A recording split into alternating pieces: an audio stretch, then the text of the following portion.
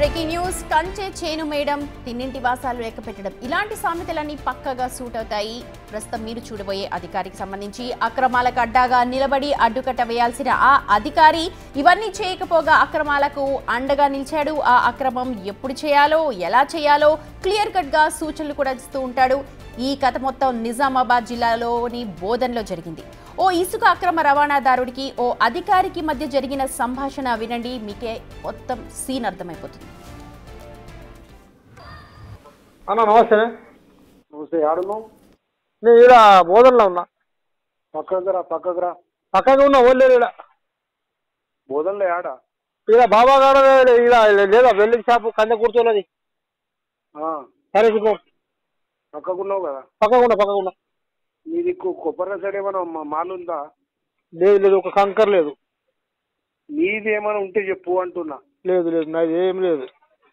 ఉంటే ఒకవేళ ఈరోజు అవకాశం ఉంటే కొట్టుకోని చెప్తున్నా. సరే చూస్తే ఒక 2 టిప్పర్లు ఉంటుంది అంతే, ఇంకేముండదు. 2 టిప్పర్లు ఉంటుంది. ఆ రెండన్నా వేసేసుకో. సరే వేసుకుంటా. ఎందుకు చెప్పాలనా, నాకాడ ఏం పోయి తీసుకునేది లేదు, తినేది లేదు. అర్థమైందా? मेरे क्या खाने का नहीं, मेरे क्या पीने का नहीं है. वो तो है. अगर है तो आज 12 के बाद चांस है, जाओ. अच्छी बात. हमारे लोग आज नहीं है. ठीक है. क्या बोलूं? अच्छी बात. और क्या कुछ नहीं, सब क्या है. हमारे लोगों को मैं बोल दिया नको जो भाई पानी है, रेती भी नहीं है. चुप जाके ठंडी में कहीं को मर रहे तुम बोल के बोला. अच्छा कर, सही काम कर रही. नहीं जी, टेंशन उतना नहीं है. वो उसके वास्ते उन लोग भी नहीं जाते साहब, हमको भी थोड़ा यह आया बोले तो अच्छा बोला. अच्छा करे. तो इसके वास्ते तुम्हारा कुछ है तो देखो. अच्छी बात है. वो किसका भी रहने दो, MRO सब कलर टाइट रहने के बाद उसको मैं क्या बोल सकता, तुम बोलो. हाँ ना, तुम्हारा हिसाब से तुम देख लो. अच्छी बात. हम तो कोई भी नहीं रहते आज. अच्छी बात. क्या बोलूं? अच्छी बात. हाँ जाओ, थोड़ा तुम्हारे हाथ में भी रखो रास्ते को. हाँ रखो. नहीं तो नहीं आते, 100% तो नहीं आते. अच्छी बात. जगड़ापल्ली भरतीपुर उधर से चल जाओ. अच्छी बात.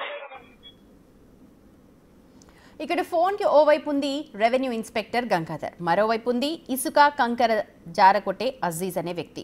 వీరిద్దరి మధ్య బాండింగ్ ఎలా ఉందో విన్నారుగా. పలానా టైంలో అధికారులు ఎవరు ఉండరు, నువ్వు వెళ్ళి ప్రశాంతంగా ఆ కంకరను తరలించుకుపో, నేను చెప్తోంది నీకు అర్థమవుతుందా అంటూ 1కి 10 సార్లు చెప్తున్నాడా సదర్ అధికారి.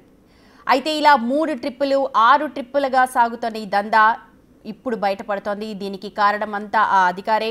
పై అధికారుల నుంచి ఒత్తిడి వచ్చిందో లేక విషయం బయటకు పొక్కిందన్న భయమో తెలియదు, కానీ సదరు ఆర్ఐ అజీజ్ వాహనాలను సీజ్ చేశాడు. దీంతో మొదట బతిమ్లాడాడు, ఆ తర్వాత చిర్రెత్తుకొచ్చి కలెక్టర్ ఆఫీస్కి వెళ్ళి నా బాండ్లు నాకు తిరిగి ఇచ్చేయాలన్నాడు. దీంతో సదరు అధికారికి మరింత కోపం వచ్చింది, వాహనాలను వదిలేది లేదన్నాడు. దీంతో ఈ వ్యవహారం మొత్తం ఇలా బయటకొచ్చింది.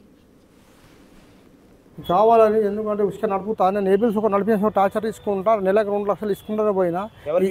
గంగాధర్కి ఆర్ఐకి ఇస్తానే పోయినా. ఈ నెల 10 సార్లు అయ్యకుండా నా బండి తెచ్చి కావాలని ఆలే ఏబీఎల్కి కింద మీద చేసేసి బండి లోపల పెట్టేసి నా మీద చిట్టింగ్ కేసు చేసి జరిగింది. నా దగ్గర ఏం తప్పు లేకుండా చేసి కావాలంటే బండ్ల సీసీ సైడ్ చేసుకున్నారు. కావాలి నాకు ఇబ్బంది పెట్టి నాకు టార్చర్ ఇస్తున్నారు. ఇవ్వకుంటే ఎంఆర్ ఆఫీస్ ఎక్కితే సుఖాన్ని వెనకొచ్చినా వెళ్ళగొట్టేసారు. కలెక్టర్ సుఖ వెళ్తే నాకు ప్రూఫ్ ఉన్నదా, వీడియో ఉన్నదా, అది ఉన్నదని చెప్తున్నారు. చాలా ఉన్నాయి రికార్డింగ్, నేను ఇస్తున్నాను. ఇలా వచ్చింది వాళ్ళే చెప్తున్నారు, ఇట్లా పోండి అట్లా చేయాలి. గంగాధర్ ఆర్ఐ సార్ చెప్తున్నాడు. నడిపిస్తున్నారు కదా, మళ్ళీ ఎందుకు డబ్బులు ఇస్తున్నారు మీరు? టార్చర్ ఇస్తున్నారు సార్. 0 నడుపుతా, లేకుంటే బండి లోపల చేస్తాం, లేకుంటే ఓట్లు వేస్తామని నాకు టార్చర్ ఇస్తున్నారు.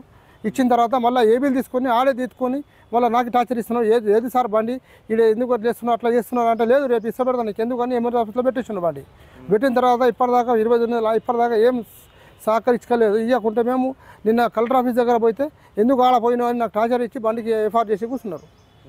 ఎందుకంటే ఇట్లా చేసి పరిచయం చేసాను. నాకు అందుకోసం మేము ఇబ్బందులు. నెలకు 2 లక్షలు అడుగుతున్నారు. అంటే ఇప్పటి వరకు ఎన్ని లక్షలు ఇచ్చారు? 8 లక్షలు ఇచ్చి నడుస్తాను పోయినా. నాకు పైసలు 8 నెలల నుంచి ఇస్తున్నా. 8 నెలల నుంచి 2 లక్షలు చొప్పున ఇస్తానే పోయినా. రమ్మంటే పోయినా, వచ్చిన ఏడాదిస్తానే ఫలానా దగ్గర వస్తానంటే ఇస్తా పోయినా. ఈ నెల 2 నెలలు ఇయ్యలేదు, నడపలేదు, ఇయ్యలేదు. 8 నెలలుగా నెలకు 2 లక్షల చొప్పున లంచం ఇస్తూ ఉన్నానని, డబ్బులు తీసుకొని కూడా తమ వాహనాలను సీజ్ చేస్తూ ఉన్నారని బెదిరిస్తున్నారు అంటూ వాపోతున్నాడా సదరు బాధితుడు. మొత్తానికి వీళ్ళిద్దరి గొడవ వల్ల ఇప్పుడు రెవెన్యూ డిపార్ట్మెంట్లో గుట్టుచప్పుడు కాకుండా జరుగుతోన్న దందా బయటపడింది. దీనికి సంబంధించిన పూర్తి అప్డేట్స్ అందించడానికి మా ప్రతినిధి రాజేష్ ఉన్నారు. రాజేష్, ఇదైతే ఇవాళ బయటపడింది, కానీ ఇలాగ బయటపడిన దందాలు ఇంకెన్ని ఉన్నాయో ప్రస్తుతం మరి ఉన్నతాధికారులు దీనిపైన ఏమైనా దృష్టి పెట్టారా? నిజామాబాద్ జిల్లా అక్రమ ఇసుక దందా వ్యవహారంలో ఇటు అక్రమ ఇసుక నడిపిస్తున్న వ్యక్తులు కావచ్చు, అటు అక్రమ ఇసుకకి సపోర్ట్ చేస్తున్న అధికారులు కావచ్చు, ఒకసారి ఆ గుట్టు చప్పుడు కాకుండా జరుగుతున్న ఘటన ఏదైతుందో దానికి సంబంధించిన అంతా కూడా విషయం బయట పొక్కింది.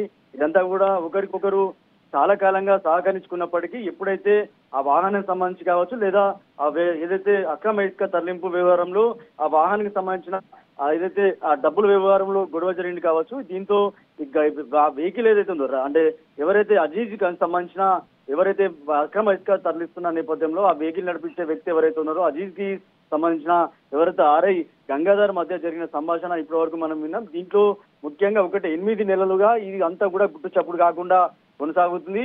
ఈ నేపథ్యంలో అజీజ్ అనే వ్యక్తికి సంబంధించిన వెహికల్ డబ్బుల వ్యవహారంలో ఎక్కడ చెడిందో గానీ ఆ డబ్బుల వ్యవహారంలో చెడిన నేపథ్యంలో ఆ వాహనాన్ని సీజ్ చేశాడు. సీజ్ చేసిన నేపథ్యంలో చాలా సార్లు కూడా ఏదైతే అక్రమ ఇసుకకు సంబంధించి సహకరించిన నేపథ్యంలో ఇప్పుడు ఎందుకు ఈ ఘటన వెలుగులోకి వచ్చింది అనే కోణంలో వ్యవహారం అంతా ఇప్పుడు మీడియాకి ఎక్కిన తర్వాత అజీజ్ ఎప్పుడైతే ఆడియో కాల్ బయట పెట్టాడో ఈ ఆర్ఐ ఏమన్నా మాట్లాడారా, స్పందించారా? ఇప్పటివరకు అజీజ్ కి సంబంధించిన ఘటన ఏదైతే ఉందో అంటే ఈ విషయంలో ఇప్పటివరకు ఆర్ఐ గంగాధర్ ఇప్పటివరకు ఎలాంటి బయట సమాధానం అయితే చెప్పలేదు. ఇందులో ముఖ్యంగా ఏంటంటే ఏ సమయంలో తన సంబంధించిన ఆ అధికారులు ఉంటారు, ఏ సమయంలో అధికారులు ఉన్నారని పక్కా మినిట్ టు మినిట్ సమాచారాన్ని అక్రమ ఇసుక తరలిస్తున్న వ్యవహారం ఏదో ఆ ఇసుక మాఫియాకి ఎప్పటికప్పుడు సమాచారం ఇస్తున్నాడు. అందులో భాగంగానే అక్రమ ఇసుక మాఫియాకి తన అండగా నిలుస్తున్నాడు. చాలా కాలంగా తానే ఒక ఏదైతే ఆ ముందు నడిపించే వ్యక్తిగా ఈ వ్యవహారం అంతా నడిపిస్తున్నట్టు తెలుస్తుంది. వ్యవహారం పైన ఉన్నతాధికారులు ఏం చెప్తున్నారు మరి? ఇప్పటి వరకు అధికారులు ఒక దృష్టికి వచ్చారు.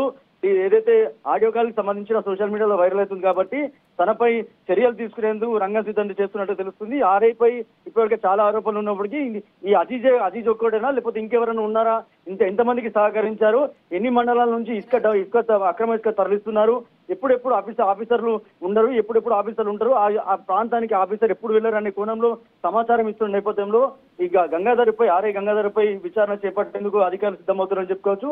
ప్రస్తుతానికి అయితే ఈ ఆడియో బయటకు రావడంతో ఒక్కసారిగా రెవెన్యూ శాఖలో కలకలం రేపిందని చెప్పుకోవచ్చు. Right Rajesh, thank you.